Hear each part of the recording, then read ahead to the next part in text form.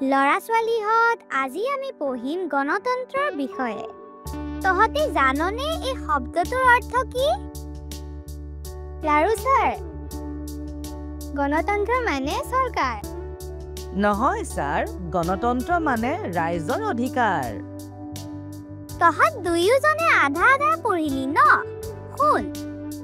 গণতন্ত্ৰ হৈছে ৰাইজৰ দ্বাৰা ৰাইজৰ হকে গঠিত ৰাইজৰ চৰকাৰ গণতন্ত্ৰে এই দেশৰ সকলো নাগৰিকক নীতি নিৰ্ধাৰণ বা চৰকাৰী প্ৰতিনিধি নিৰ্বাচনৰ ক্ষেত্ৰত সমান অধিকাৰ দিয়ে বুজিলিনে এতিয়া সকলোৱে বুজিলো ছাৰ গুড গণতান্ত্ৰিক দেশ এখনত থাকি গণতন্ত্ৰৰ বিষয়ে নাজানিলে হ'ব নেকি নেক্সট কি বিষয় আছে উলিয়া বেলে মাৰিলে হ'ব হামৰ আজিলৈ নেক্সট ক্লাছত সকলোৱে পঢ়ি আহিবি অলপ দেই ঠিক আছে ছাৰ